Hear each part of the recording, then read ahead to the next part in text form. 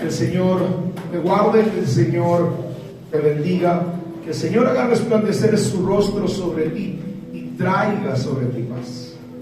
Este día yo quiero compartir esta palabra. Hemos entrado al mes de diciembre y este mes, el nombre de este mes se llama Retoma el Camino. Retomando el camino, volviendo a la senda.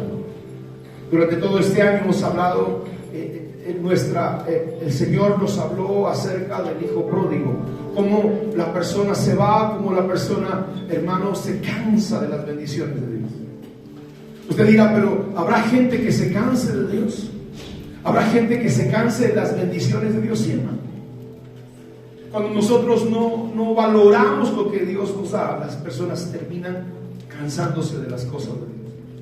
Por eso el hijo pródigo se fue, hermano, teniendo comida en su casa, teniendo un padre, teniendo a su hermano, teniendo su familia. Dice la palabra que se fue.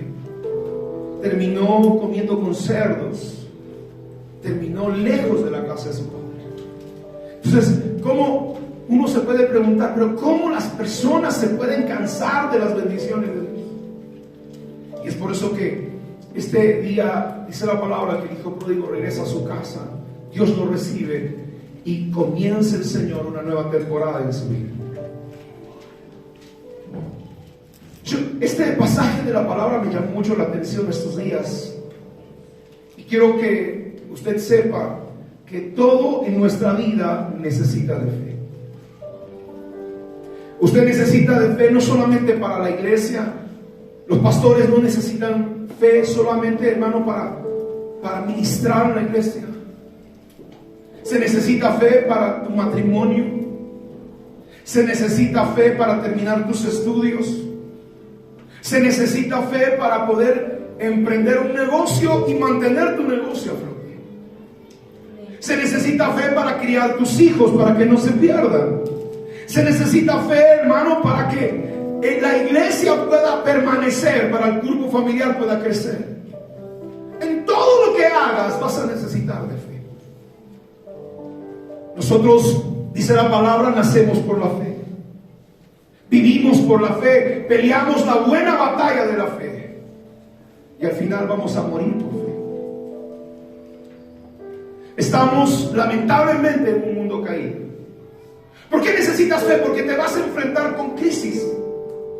Este mundo caído, hermano, afectado por el pecado, trajo consigo a nuestras vidas enfermedades, maldiciones, muerte, pobreza.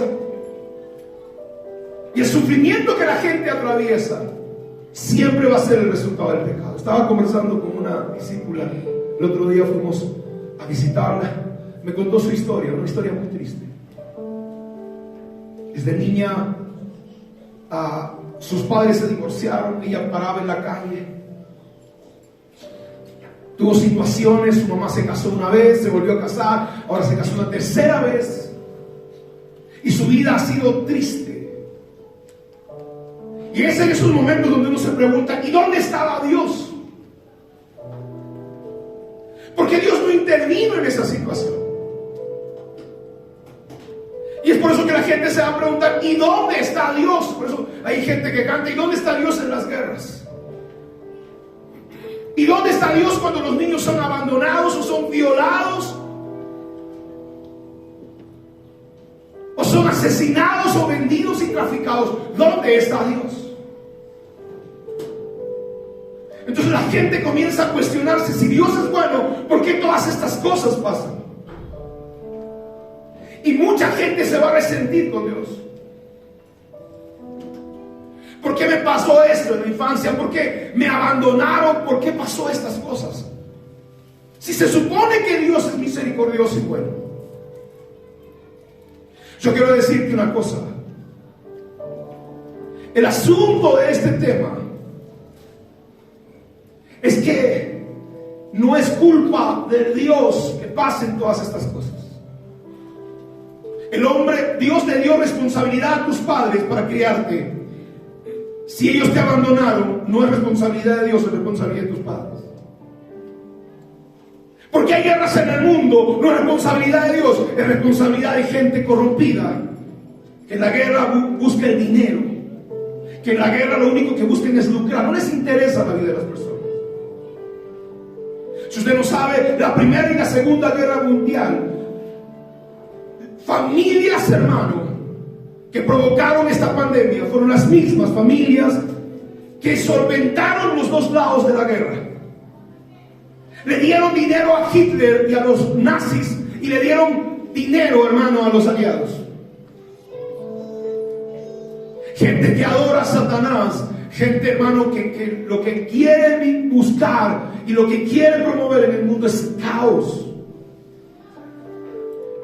Entonces, vamos, no podemos culpar a Dios por las cosas que pasan. No podemos, hermano, decir Dios es el culpable de esta situación. Los padres somos culpables, responsables de nuestros hijos, perdón. ¿Por qué, pastor, me abandonaron? ¿Por qué se terminó mi matrimonio? Porque hay personas que toman decisiones. ¿Por qué se perdieron mis hijos? ¿Dónde está Dios? Porque tú no corregiste a tiempo a esos muchachos.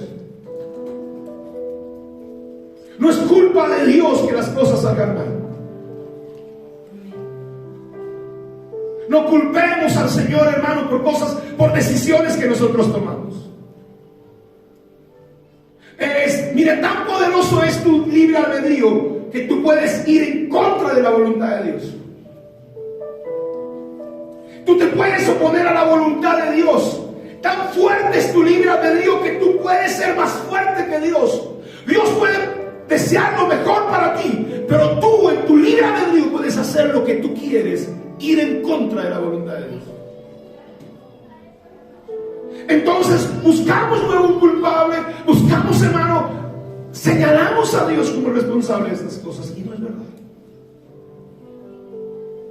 Por eso vamos a encontrarnos con las enfermedades.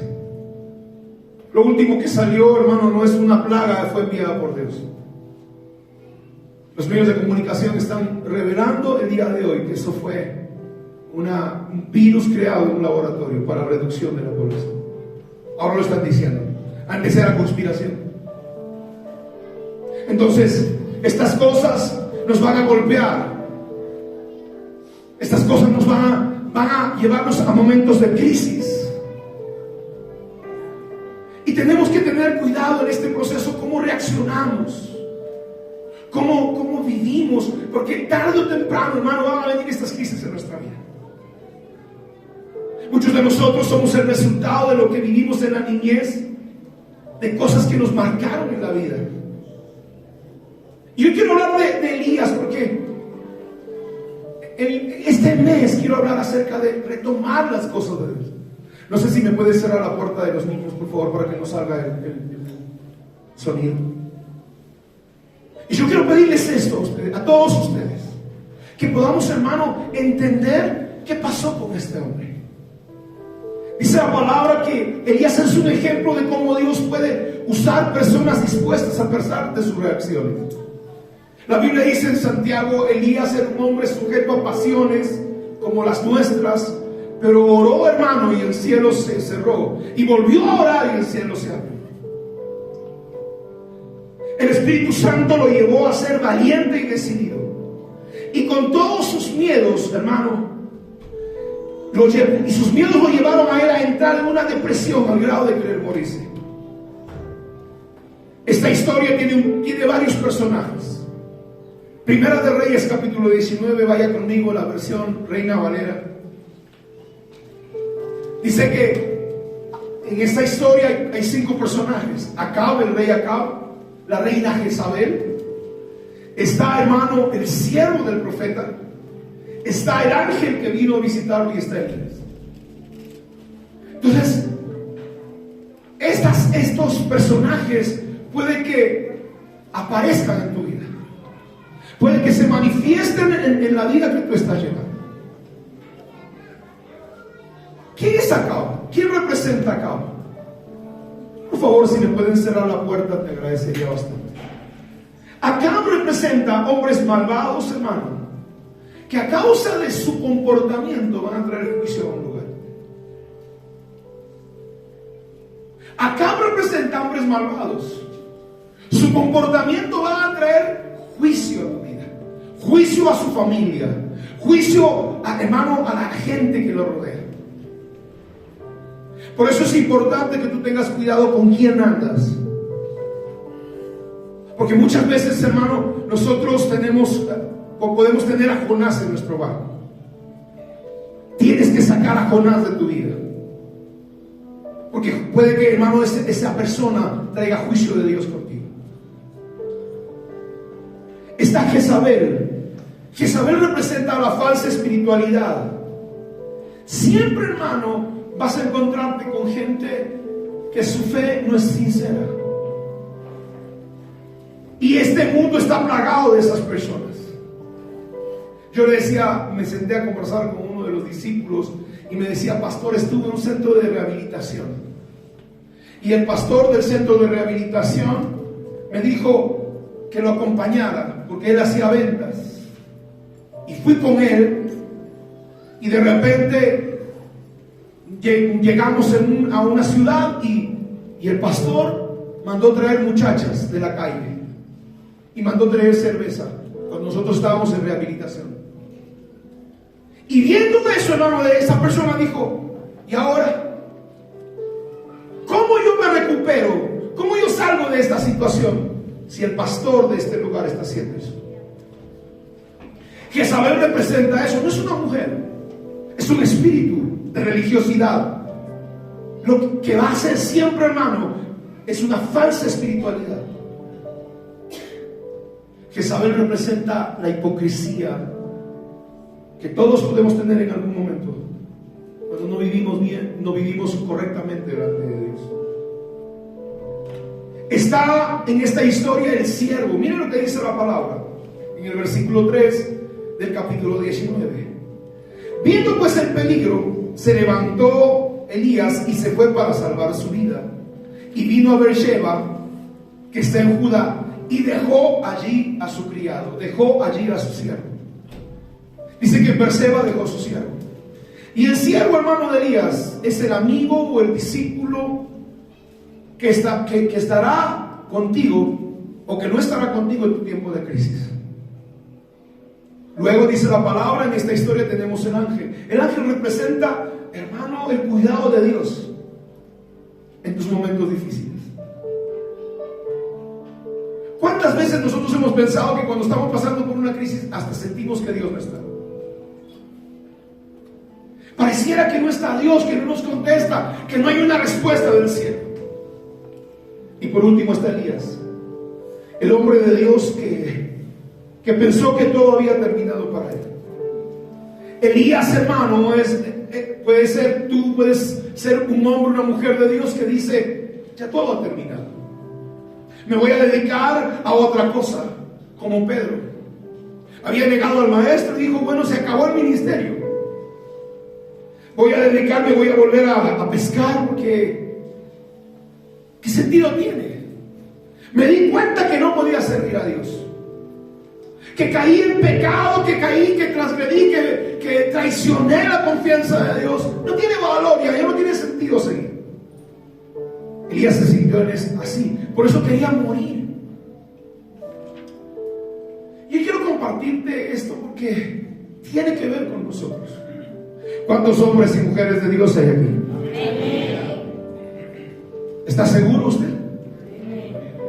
Más vale que usted esté seguro, porque ¿sabe qué cosa? Dios se toma en serio las promesas que han sido declaradas sobre tu vida.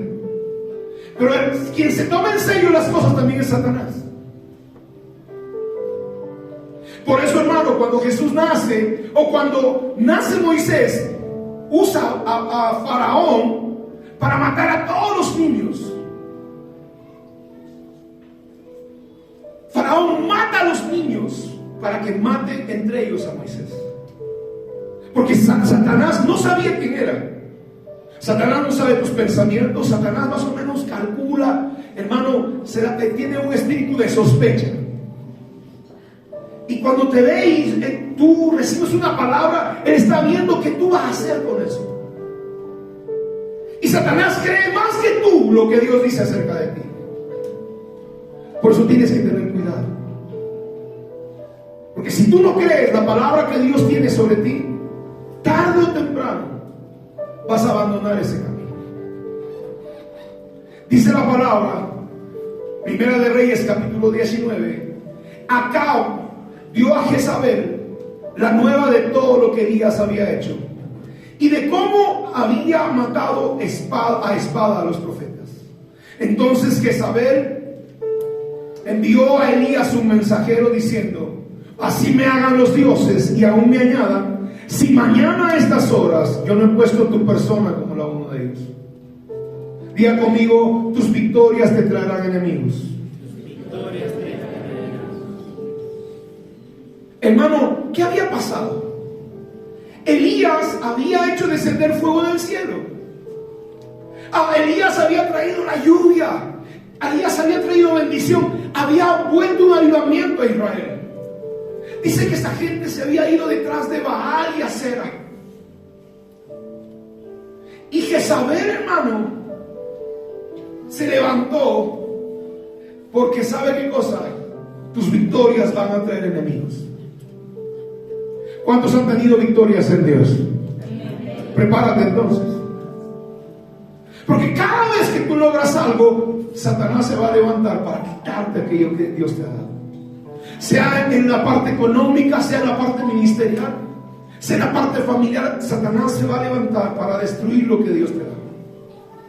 Una de las cosas que debemos imitar de nuestro enemigo, hermano, es su perseverancia. A veces nosotros decimos: ay, no quiero levantarme, oh, tengo flojera. Y Satanás no. Satanás todos los días, hermano, está constante para destruir lo que tú has levantado, para destruir tu vida, para que tú no termines la universidad, para que tú no termines, hermano, con éxito lo que has emprendido. No importa si tú has hecho bien, Él va a venir a buscar aquellas victorias que tú tenías. Porque, hermano, Elías había traído bien a Israel. Elías había traído lluvia, había traído bendición a Israel. ¿Por qué lo quieren matar? Si lo que él hizo fue traer bendición. Y como yo le dije, Acab significa perverso. ¿Sabe qué, hermano? Los perversos nunca reconocerán al bien que han recibido. Por eso la persona dice: nunca muerdas la mano que te da de comer. Jezabel le mandó una amenaza. Y todo comienza con palabras. Tienes que aprender a hablar. Tú no puedes hablar de lo que tú crees. Tú no puedes hablar de lo que tú piensas. Tú tienes que hablar la palabra de Dios. Porque ¿sabe qué cosa? Goliat se levantó 40 días, dice la palabra, y amenazaba a Israel. Él estaba hablando con Israel. Denme un hombre. ¿Para qué vamos a pelear? Cobardes, los voy a matar. Les voy a cortar el cuello. Los voy a destruir. Y muchas veces, hermano, las circunstancias que vivimos nos hablan. Todas las cosas que nos rodean, todas las personas, todas las circunstancias tienen voces. ¿Te has dado cuenta cuando te sientes mal? De repente viene un pensamiento y dice: ¿y si tienes cáncer? ¿Le ha pasado o no? ¿Y si me muero? Un día, pastora Isabel estaba malita y vino y me dijo: pastor, le encargo a mi hija, cualquier cosa me puede pasar. Y yo le dije: mira, Isabel, te voy a decir una cosa. Tú tienes un propósito en la tierra y tú no te puedes morir de ningún tipo de enfermedad. Y si te mueres, te resucitamos. Porque los hombres de Dios somos inmortales hasta que terminemos de hacer aquello que Dios nos mandó a hacer. Ahora, tú tienes que tener un propósito. Porque si tú no tienes un propósito, vete despidiendo, de hermano, porque tú estás ocupando un espacio, respirando gratis.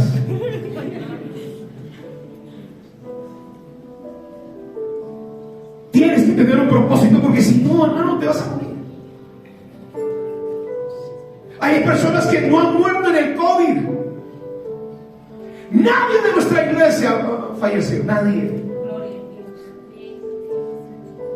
Porque yo creo que usted tiene un propósito. Yo creo que usted tiene un propósito. Yo creo que usted tiene un llamado. Yo creo que Dios lo escogió para algo más grande, hermano, que morirse en una enfermedad como esta. Goliat le decía, miren, dile al que está a tu lado, aprende a hablar. Dile, aprende a hablar. Y dile, aprende a responder. Porque a veces, hermanos, somos bien respondones para Dios, ¿no? Para Dios, y tú no me bendices, yo diezmo, y tú no me haces, y tú no me sanas, y yo voy a la iglesia, y comienzan a responderle a Dios. Pero el diablo no le dice nada. El diablo dice, te vas a morir. Ay, Señor diablo, sí, yo me voy a morir. ¿Por qué no le contestas? A Dios sí le contestas. Goliat le decía a David, yo te voy a matar. Y David decía, vengo en nombre de Jehová de los ejércitos de Israel, a quien tú has provocado. Hoy te cortaré la cabeza y le entregaré tu carne a las aves de los cielos. Aprende a hablar, aprende a contestar. Dile a Satanás que también tú tienes palabra. Contesta, hermano. Aprende a contestar a Satanás. Dile que está un contestón. Pero para el diablo, no a tu mamá. Todo comienza con palabras. Jezabel le dijo a Elías, te voy a matar. Y Elías, hermano, no contestó nada. Un tremendo profeta. ¿Sabe por qué no contestó? ¿Sabe por qué no hablamos? Dice la palabra en el versículo 3, porque Elías tuvo miedo. Esta pandemia, hermano, descubrió el temor de las personas. Hasta el sol de hoy la gente sigue usando el trapo ese.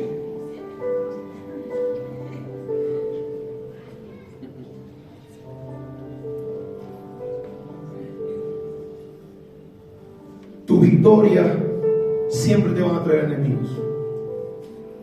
Cada victoria, hermano, te casas, va a haber enemigos que van a querer que termine tu matrimonio. Comienza tu negocio, va a haber enemigos que van a querer que fracase tu negocio. Dios te levanta en el ministerio, van a haber enemigos que van a querer que dejes el ministerio. Te van a meter miedo. Entonces la gente escucha más al diablo que a Dios. Por eso que la gente abandonó su llamado. Todo en esta vida, toda victoria te traerá enemigos. Tienes que estar preparado para pelear. Yo dije, tienes que estar preparado para pelear. Yo dije, tienes que estar preparado para pelear. Por eso la palabra dice, el reino de los cielos solo lo arrebatan los valientes. Los cobardes no sirven para esto, hermano. En segundo lugar, busca un buen amigo para los procesos de tu vida, para tus desiertos. Dice la palabra que viendo el peligro, versículo 3, que viendo el peligro, viendo pues el peligro, se levantó Elías y se fue para salvar su vida. Vino a Beerseba, que estaba en Judá, y dejó allí a su criado. Hermano, Elías huyó de Jezabel porque su vida estaba en peligro. Viendo el peligro, Elías se fue, se cuidó. Hermano, si tú estás viendo el peligro, tú no puedes entregarte a tu enemigo. Viendo el peligro, no puedes entregarte a tu enemigo. Yo conozco de gente que dice, no, tenemos que obedecer a las autoridades, dice la Biblia. El diablo conoce, hermano, más Biblia que usted. Yo le compartía la vez pasada. ¿Qué le dijo David a Jonatán? ¿Qué le dijo Jonatán a David? David le dijo a Jonatán, Jonatán, dile a tu papá que me he ido. Tú eres mi amigo, no me voy a ir, dile que me he ido. Y me voy a esconder. Si tu papá reacciona mal, es que él me quiere matar. Bueno, entre amigos, pastor, se puede dar, pero Dios no. Con Dios, nosotros debemos decir la verdad. Y no te estoy diciendo que no digas la verdad. Dice el hermano, el Señor, mire lo que le voy a decir. Dios le dice al profeta Samuel. Dios le dice al profeta Samuel: dile vete a Belén a ungir a David. Mire lo que le voy a decir. Dios le dice al profeta Samuel: vete a Belén a ungir a David. Entonces Samuel dice: Señor, si voy a Belén a ungir a David, Saúl me va a matar. El profeta le dice: Saúl me va a matar. ¿Y qué le dice Dios? No le digas que vas a ungir a David, dile que vas a levantar un sacrificio. O sea que Dios le estaba diciendo que mienta a Samuel. Hermano, Dios le está diciendo: usa una estrategia para salvar tu vida. Por eso usted tiene que tener sabiduría para salvar su vida. Si usted tiene un propósito, guarda tu vida, guarda tu llamado, guarda tu ministerio, guarda el propósito de Dios sobre ti. No puedes permitir que este gobierno ni los gobiernos del mundo destruyan tu propósito y tu llamado. Claro, como tú no conoces a Dios, y mucha psicología en la religión evangélica te van a decir un montón de payasadas. Mejor no me meto ahí, hermano, porque me voy a meter en problemas. Dice la palabra, hermano, que Elías se levantó, se fue a Berseba y dejó ahí a su siervo. ¿Se acuerda la historia de que cuando le dice Elías a Eliseo, le dice: quédate aquí, me voy a ir yo? ¿Cuál es la respuesta de Eliseo? ¿Cuál es la respuesta de Eliseo? Dice: no te dejaré. Vive mi alma y vive Jehová, que no te dejaré. Pero hermano, de este señor, de este muchacho, no se conoce ni siquiera su nombre. Y Elías le dice: quédate aquí. Y le aseguro, hermano, que su siervo sabía lo que le estaba pasando a Elías. Lo había amenazado de muerte Jezabel. ¿Y qué dijo su siervo? Bueno, vacaciones. Yo voy a orar por ti, anda nomás. Busca un buen amigo, hermano, para tus tiempos de proceso. Alguien que no te abandone. ¿Sabe por qué Dios le dijo a Elías: búscate otro sucesor? Porque el cobarde con el que tú estabas viniendo no sirve para el ministerio. No se conoce el nombre del siervo este. Hermano, en su momento más difícil necesitaba de él, necesitaba de un amigo. ¿Sabe qué significa Berseba? Berseba significa el lugar del juramento. Cuando estés pasando por un momento difícil, tú tienes que recordar las promesas que Dios te ha hecho. ¿A dónde vas cuando tu vida está pasando por la oscuridad? ¿A dónde vas cuando tu vida está entrando a una noche más profunda?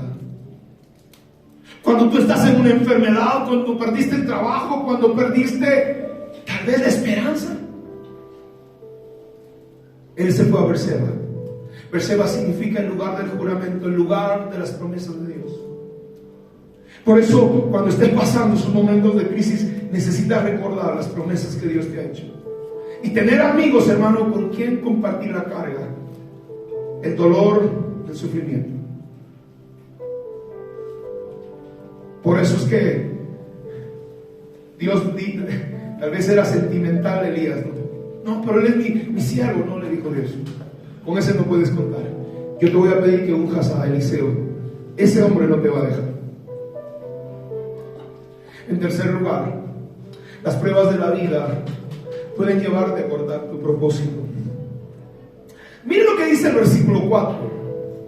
Y él se fue por el desierto un día de camino, y vino y se sentó debajo de un enebro, y deseando morirse, dijo: basta ya, Jehová, quítame la vida, pues no soy yo mejor que mis padres. Dice, hermano, Elías quería quitarse la vida, quería morirse. ¿Qué estaba pasando por su mente? ¿Por qué llegó a este punto? Ha llegado a un punto, hermano, donde usted está hastiado, donde está cansado, tal vez una situación, viene otra situación y viene otro problema y otra circunstancia, y gente, hermano, que, mire, yo le pregunto, ¿Elías tenía a Dios o no tenía a Dios? ¿Tenía a Dios o no tenía a Dios? Pero ¿por qué quería morirse si tenía a Dios? Bueno, los religiosos dicen, no tiene fe, es incrédulo. Incrédulo, un tipo que hizo bajar fuego del cielo. No te pases. Y tú no puedes juzgar y señalar, hermano. Por eso no debes caminar solo. Quería morirse porque, hermano, se sintió que no tenía a nadie.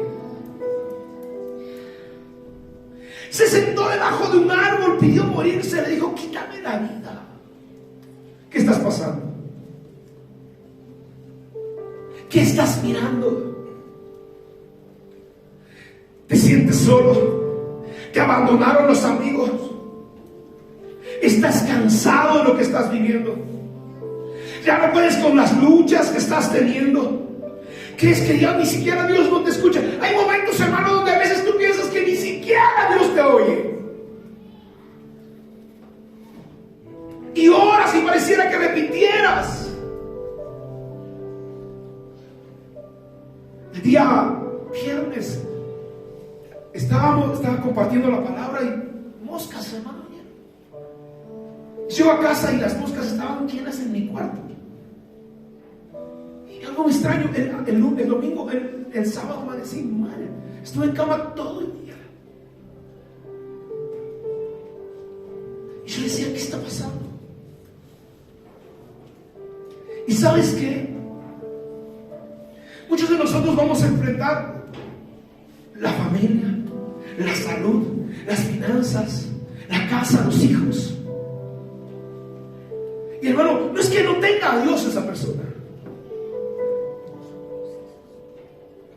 Gente que está enferma, gente que entró a quimioterapia, gente, hermano, que tuvo que extirparse, que tuvo que ir al hospital. Y no es que no tenga fe, es que sencillamente Dios no quiere sanarlo y quiere trabajar en ese proceso con él, con ella.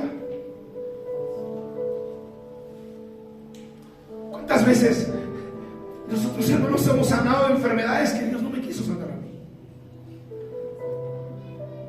Yo tengo un aguijón en el cuerpo que de vez en cuando viene y se me revientan heridas en la espalda. Y tengo que tranquilizarme porque a mí los médicos me han dicho, si usted no se aquieta se va a morir. Tiene que dejar el trabajo que usted tiene, me han dicho.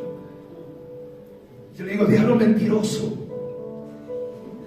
Solamente me voy a poner a descansar un poquito y vamos a seguir adelante. Yo no me voy a morir. Porque hay un trabajo que hacer, hay una visión de Dios, hay un sueño de Dios que todavía no se ha cumplido. Y mientras eso no se ha cumplido, nosotros no podemos abandonar este camino. Hermano, el tipo estaba. ¿Qué pasa? ¿Por qué una persona piensa así? ¿Por qué ve todo oscuro? Job capítulo 37, versículo 19, mire lo que dice la palabra. Y esto pasa muchas veces, hermano.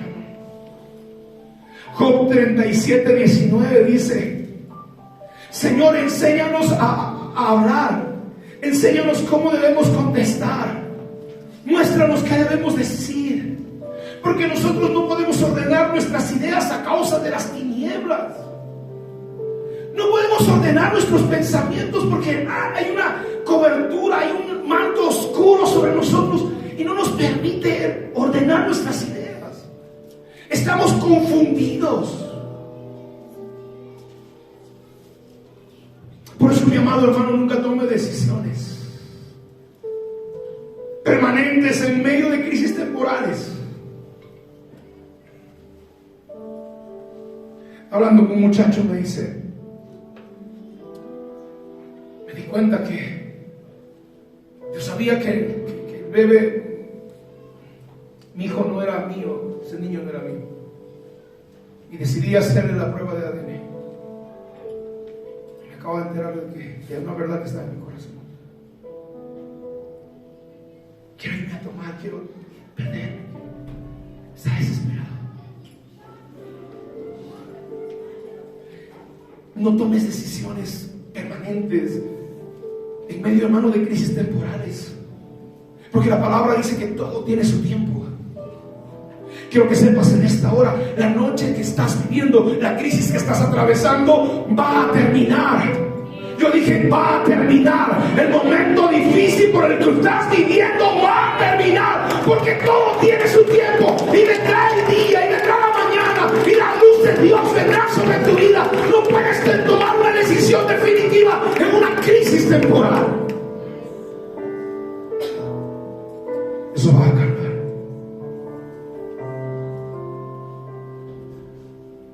En cuarto lugar,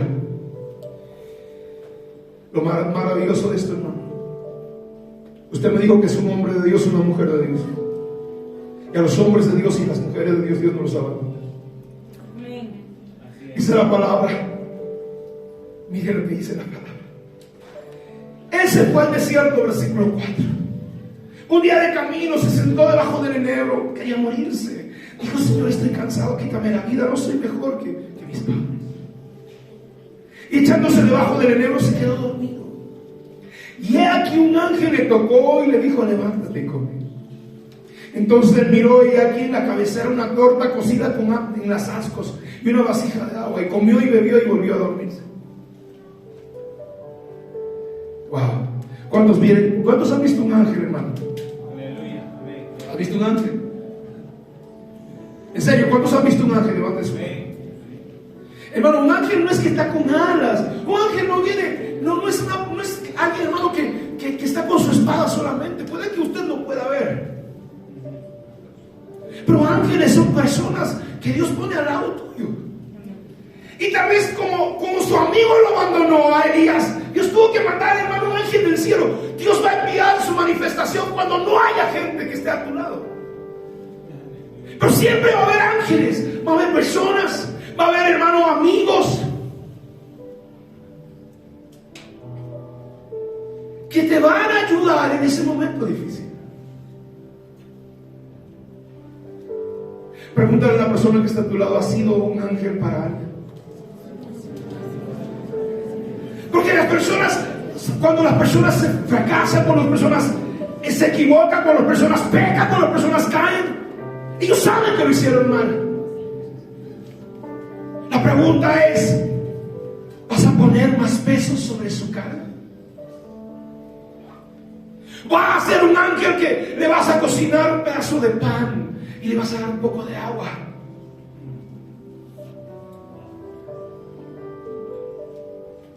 El ángel le preparó comida, un ángel cocinero.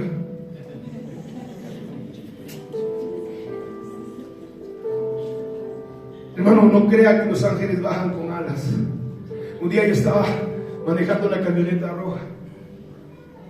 No había aprendido a cambiar la llanta. Eran como 3 de la mañana, me había subido a pique y se me reventó una de las llantas. Y yo me estaciono a la subida de pique. Y ahora digo, bueno, me amaneceré aquí hasta que llegue la mañana. Yo estoy pensando así. En eso, un autito se para delante mío, como un tico. Y en la parte de atrás decía, no temas, Dios está contigo. Y yo miro así, y digo, ¿será cristiano? Y se baja, me dice, ¿qué pasó? Me dice, no, se reventó mi llanta. ¿No tienes llanta de repuesto? Sí debe tener, pero no sé cómo es esto. Recién este carro nuevo. Y abrió, sacó la llanta, lo cambió todo. Y yo, hermano, estoy mirando 3 de la mañana. Lo cambia todo. Y entonces yo entro al carro para sacar 20 soles para darle gracias. Cuando veo, no había el carro. Y usted sabe que de noche se supone que la luz se mira. Se había desaparecido. Y yo me puse a llorar, hermano. Porque yo quiero que tú sepas que Dios tiene cuidado de ti.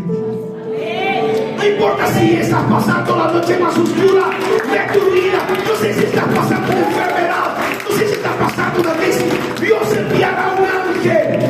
Yo digo, Dios enviará un ángel. Él tiene cuidado de ti. Dios te va a visitar, no te va a abandonar, no te va a soltar, no se apartará.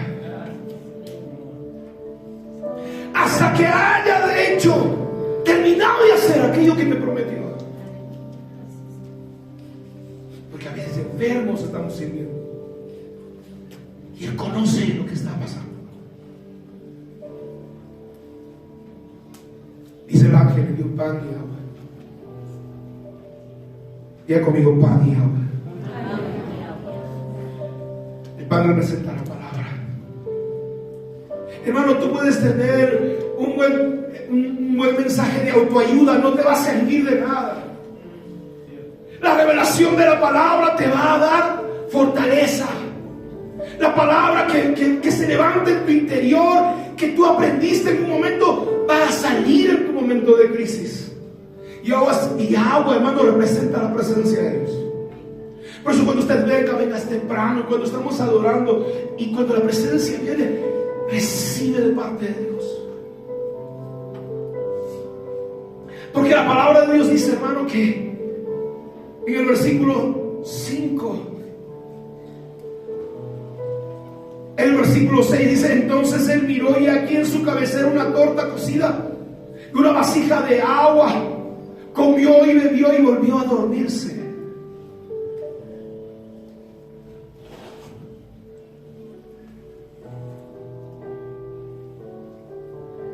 ¿Saben? Estaba escuchando un hombre de Dios que lo habían botado de su trabajo. Estaba sirviendo en la iglesia, lo habían botado de su trabajo y estaba casado. Dice, mi hermano no quería levantarse de la cama con su esposa. Habían entrado en una depresión. Dice, y los dos estaban tirados en la cama y no querían levantarse. Y lo único que tenían es sueño y sueño. Y a veces no tenemos la fuerza para levantarnos. Y él decía eso, o sea, no sabía qué iba a pasar con su vida.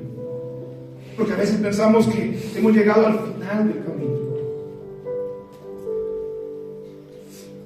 Yo vengo a decirte que la crisis que estás viviendo es el final de un proceso y el inicio de una nueva temporada.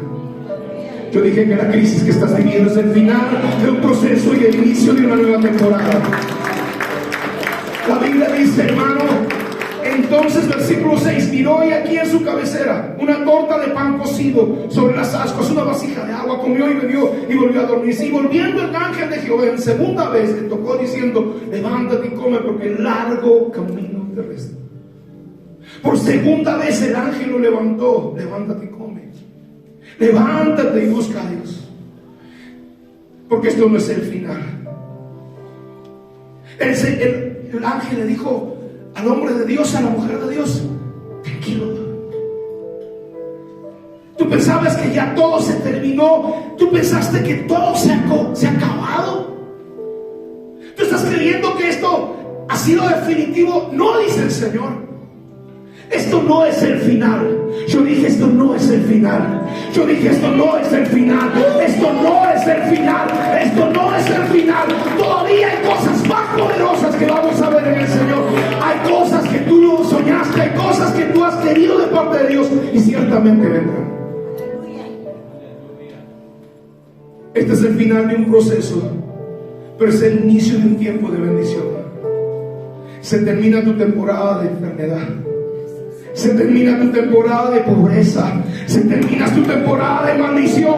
Se termina tu temporada de soledad. Se termina tu temporada de sufrimiento. Viene una nueva temporada. No importa lo que estás pasando hoy. Recuerda, lo que estás viviendo es el fin del proceso y el inicio de un tiempo de bendición. Dice la palabra del Señor. Versículo 8. Se levantó pues, comió y bebió, y fortalecido con aquella comida, versículo 8, caminó 40 días y 40 noches hasta hoy. 40 días y 40 noches hasta hoy. Hermano, Dios te fortalecerá para tu nueva temporada y te llevará a Horeb. Dice la palabra, hermano. El versículo 8 dice, se levantó pues y comió y bebió, y fortalecido con aquella comida, caminó 40 días y 40 noches hasta ahora. el monte de Dios. ¿Sabes qué? ¿Cuántos de nosotros quisiéramos ver la gloria de Dios? Amén. ¿De verdad, hermano? Amén. Por eso es que cuando tú quieres ver la gloria de Dios, Dios te va a meter en crisis.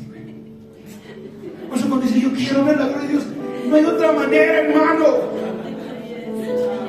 Cuando dices, Señor, quiero ver tu gloria, te va a venir crisis. Cuando tú conoces que Dios es sanador, cuando tienes un cáncer terminal,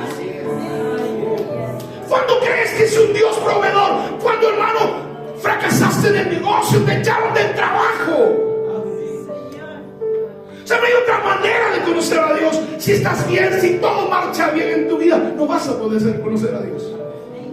Como te enseña el perdón Dios cuando te traicionan.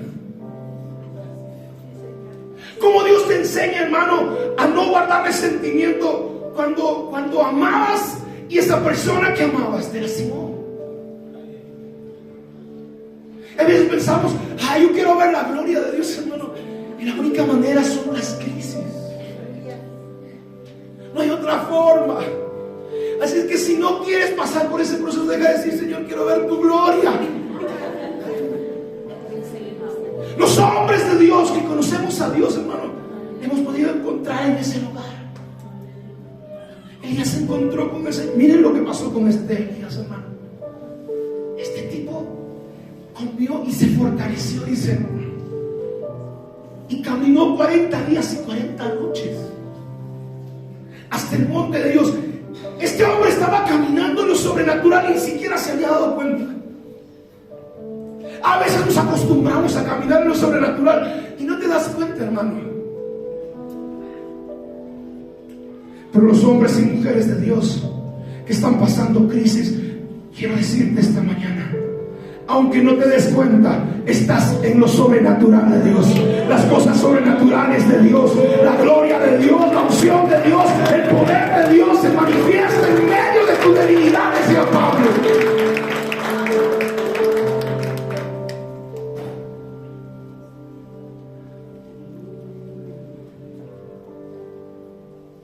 ¿Sabe qué significa Oreb?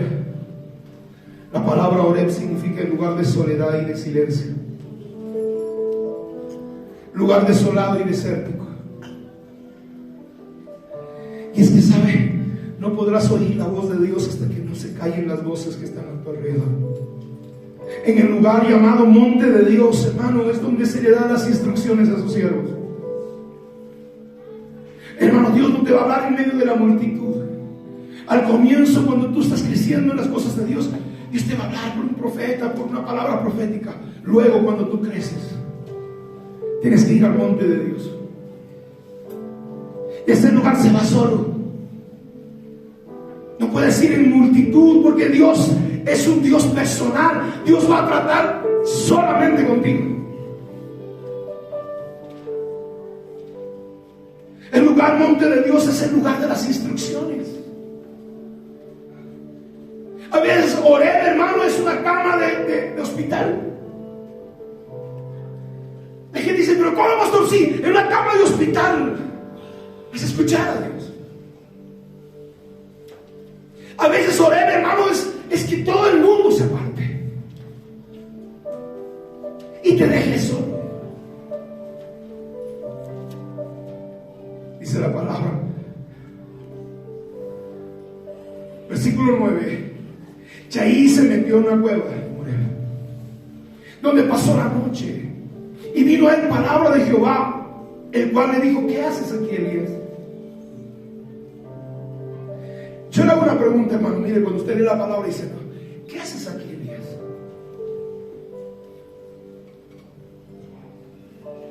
Yo le pregunto, ¿por qué Dios le pregunta eso a Elías? ¿Quién cree, hermano, que lo mandó a ese lugar?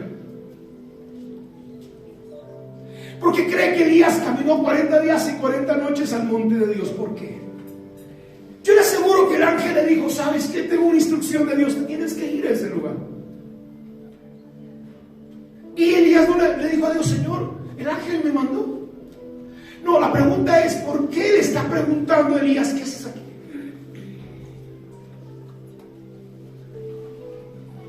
¿Saben por qué muchas veces el Señor nos pregunta eso a nosotros? Porque Él quiere que tú estés consciente de lo que tú quieres hacer. Que tú estés, hermano, tú entiendas que tú tienes que ser, tú mismo tienes que entender y aceptar el hecho de que tú vas a seguir a Dios. Porque la Biblia dice que el ángel lo fortaleció y lo llevó a ese lugar. ¿Sabe que la palabra cueva significa matriz? Yo he escuchado muchas prédicas diciendo, sal de tu cueva. No. El ángel del Señor lo llevó a la matriz, lo llevó al lugar, hermano, de sus primeros tiempos, de sus primeros comienzos. Muchas veces las crisis vienen en nuestra vida porque abandonamos nuestro primer amor. Porque dejamos, hermano, de amar a Dios como al principio. De servirle. Antes no importaba si había lluvia, no importaba si había dinero, no importaba nada. Pero pasa el tiempo, ahora ya sabemos de la gracia. Ahora yo puedo en mi casa servir a Dios. Ya no necesito ir a la iglesia. Ahora la gente se llena de conceptos tan...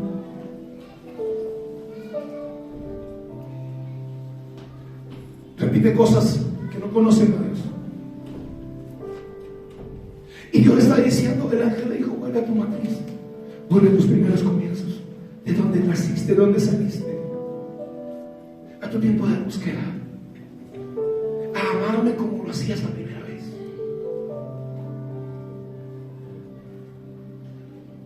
¿Y cuál es la contestación cuando Dios le dice a Elías, Elías, ¿qué haces aquí? Y él se queja. Yo te he servido y mira lo que he hecho y mira, me quieren matar por tu culpa, le está diciendo a Dios.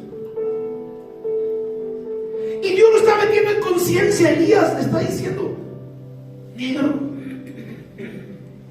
¿qué haces aquí?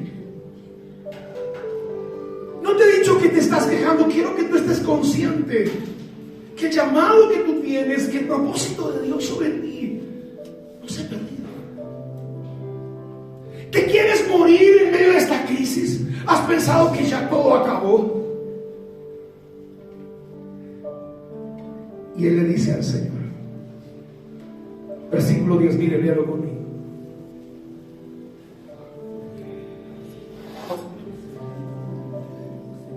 Elías le respondió, he sentido un vivo celo por Jehová, Dios de los ejércitos, porque los hijos de Israel han dejado tu pacto, han derribado tus altares, han matado de espada a tus profetas, y solo he quedado, y me buscan para matarme. Señor, por obedecerte lo que me está pasando.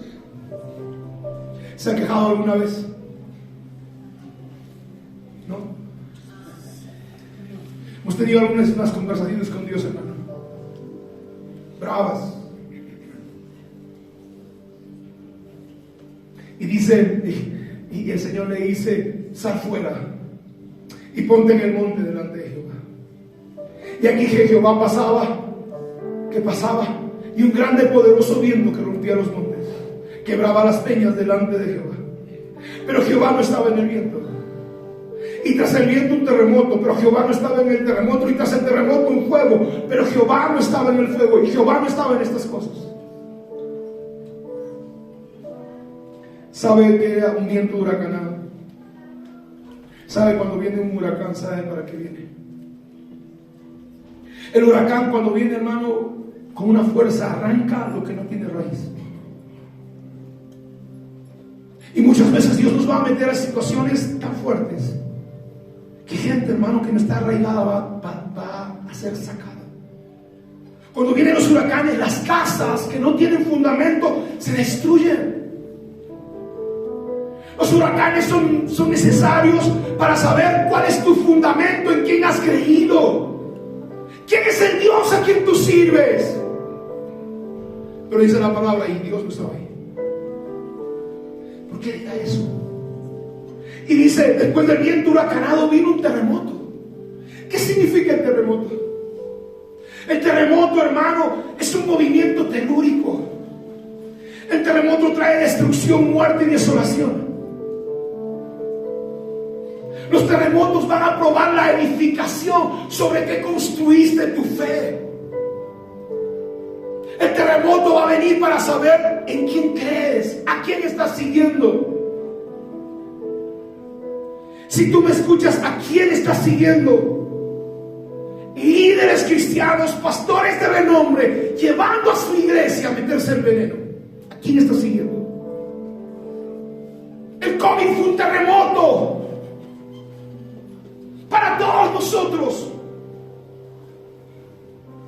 ¿Sobre qué estás edificando tu vida?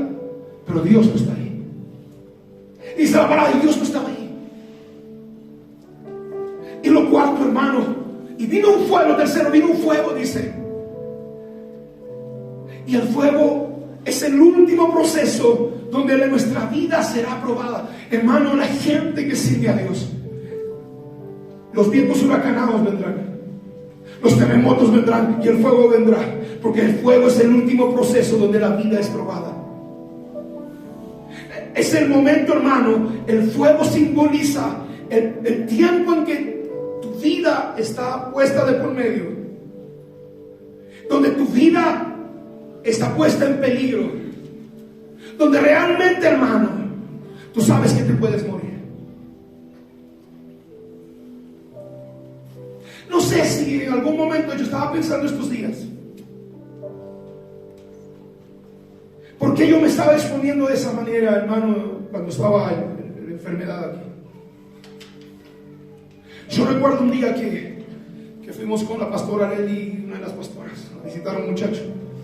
Él estaba enfermo y le pasaba la comida por la puerta. Y ellas se quedaron en la puerta y levantaron su mano para orar por él. Y yo me metí a la casa. Yo estaba sin tapaboca y lo abracé. Y él me dijo, pastor, cúbrase porque yo lo puedo contagiar. Me dijo, no. Porque yo había leído, hermano, a un hombre de Dios, un avivamiento en África, donde había una peste, la gente se moría. Y él dijo que le inyectaran el virus. Y vieron, hermano, cómo el virus se moría al entrar en contacto con su sangre. Yo te pregunto, la gente, yo he escuchado a predicadores, Dios de milagros, Dios de poder, Dios de grandes cosas y prodigios, y metidos, hermano, en un estilo de astronauta en el COVID. ¿Y dónde está su Dios de milagros? Y no sé si, hermano, yo estaba queriendo morirme. A veces pienso que inconscientemente lo hacía, no sé. Me acerqué a él, oramos por él, se sanó.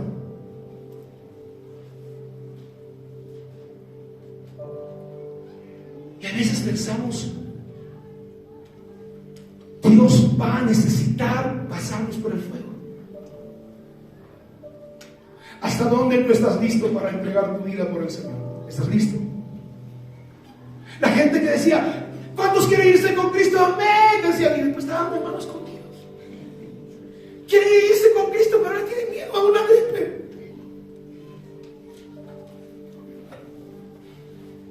Muchos pasamos por el fuego. 4 veces tuve esta enfermedad, 4 veces.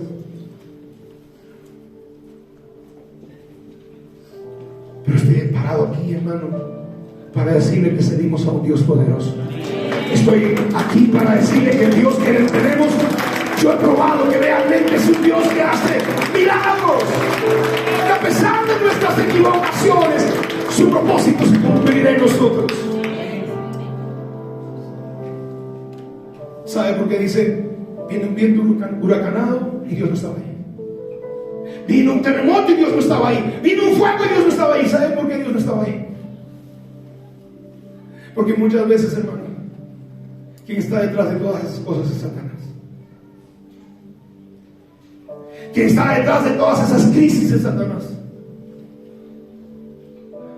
Pero lo más tremendo de esto es que Dios siempre tiene una carta debajo de la manga. Y dice, el diablo quiso destruirte, pero yo usaré eso para que se manifieste mi gloria en tu vida. Lo que el diablo levantó para dañarte, para herirte, para matarte, para enfermarte, yo lo usaré para que sea tu bendición. No importa. Siempre Satanás dice, vamos a hacer esto y lo vamos a hacer aquello. Y dice, está bien, haz. Y de repente Dios usa eso y se convierte en tu bendición. Por eso, mi amado hermano, no importa lo que estés pasando, no importa lo que estés viviendo, recuerda que Dios tiene el control. Y al final de este camino, lo que Satanás buscó para tu mal se convertirá en tu bendición. Dice la palabra, hace el terremoto y el fuego, y Dios no estaba ahí. Y Dios estaba en el silbo apacible y delicado. Versículo 13 dice: y cuando lo oyó Elías, cubrió su rostro con su manto y salió. Y se puso a la puerta de la cueva. Y aquí vino otra voz diciendo: ¿qué haces aquí, Elías? Otra vez el Señor está preguntando: ¿qué haces aquí? La contestación de Elías es: he sentido un vivo celo de Jehová, Dios de los ejércitos, porque los hijos de Israel han dejado tu pacto, han derribado tus altares, han matado a espada a tus profetas. Solo yo he quedado y me buscan para quitarme la vida. En otras palabras, Dios le contesta y le dice, el versículo 15 a Elías: Jehová le dijo: ve y vuelve a tu camino. Mira lo que dice la palabra en el versículo 15. Y Jehová le dice: ve y retoma el camino. Ve y vuelve a empezar. En otras palabras está diciendo: mira, olvídate de las cosas que sucedieron. Deja el pasado atrás. Sé que quisiste matarte. Sé que tenías deseos de morir. Sé que fallaste. Sé que te equivocaste. No le llamó la atención. Le dijo: ¿sabes qué, Elías? Retoma el camino. Ve por el desierto de Damasco y llegarás y ungirás a Saúl, rey de Siria. Ungirás a Jehú como rey de Israel. Ungirás a Eliseo para que continúe el ministerio. Esta mañana yo quiero decirte lo que le dijo Dios a Elías. Retoma el camino. Vuelve otra vez. Pon tus manos sobre el arado. No abandones el llamado de Dios. No abandones las promesas que Dios te ha dado. Ha pasado mucho tiempo, pastor, yo no creo que pueda comenzar. Ya tengo mucha familia, tengo más años, ¿y cuántos pretextos más vamos a poner? El Señor dice: retoma el camino, Elías. Retoma el camino. No estoy recordando las cosas que han pasado. No estoy recordando las cosas que has vivido. Retoma el camino. Vuelve a empezar otra vez. El problema, mi amado hermano, yo siempre lo he dicho y le decía a las personas: el problema no es que falles. El problema no es ni siquiera que peques. El problema real es que no te quieras levantar. La gente no ha querido continuar porque sencillamente pensó que no podía hacerlo.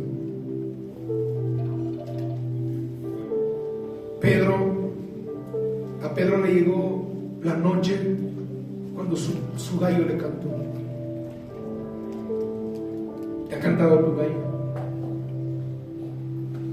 Cuando tu gallo te canta, te vas a dar cuenta que es un ser humano. Que Dios te dijo: ora para que no entres en tentación. Y cuando el gallo te canta, te vas a dar cuenta quién eres tú.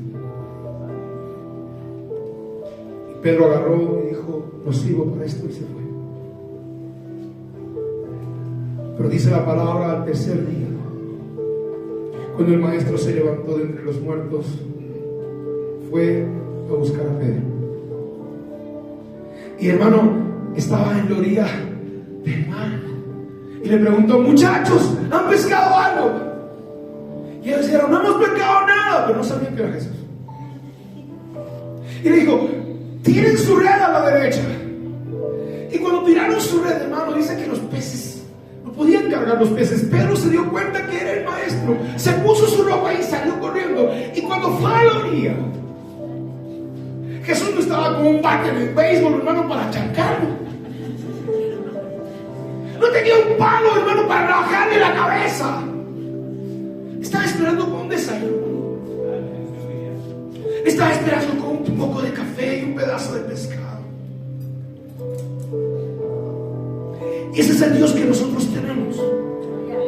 Hace 3 días acababa, hermano, este muchacho de traicionar al Señor. ¿Y cómo lo espera? Lo espera con un desayuno. Y el Señor le dice: ¿me amas? Yo te amo.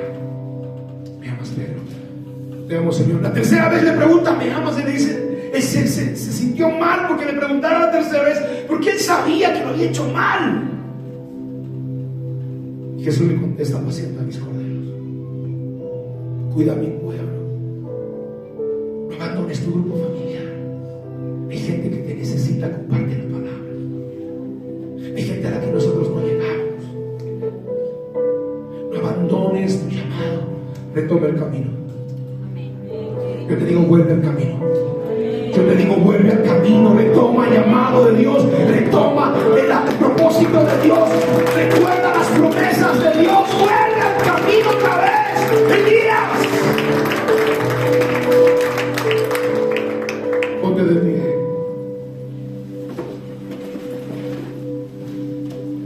Yo quiero orar por ti. Ahí donde tú estás, inclina tu rostro. Yo no sé en qué momento verás este mensaje. Yo quiero pedir al Dios del cielo que te devuelva al sendero, que vuelvas a soñar, que vuelvas a creer. Hay gente que ha querido quitarse la vida por las cosas que ha estado viviendo. Ha salido un espíritu de muerte sobre la humanidad y muchos jóvenes están queriendo quitarse la vida. Y vengo a decirte de parte de Dios: no puedes quitarte la vida. Tú eres un hombre y una mujer de Dios. Hay tanto por hacer de Dios. Y si tú estás enfermo y tú estás enferma, recuerda, eres inmortal hasta que se cumpla el llamado de Dios en tu vida. Yo oro por ti en esta hora y declaro que el Dios del cielo te sana, te restaura, te bendice. Declaro que te levantas en el nombre de Jesús. Que no importa lo que el enemigo haya levantado contra ti, Dios convertirá esas cosas en tu bendición, en el nombre de Jesús.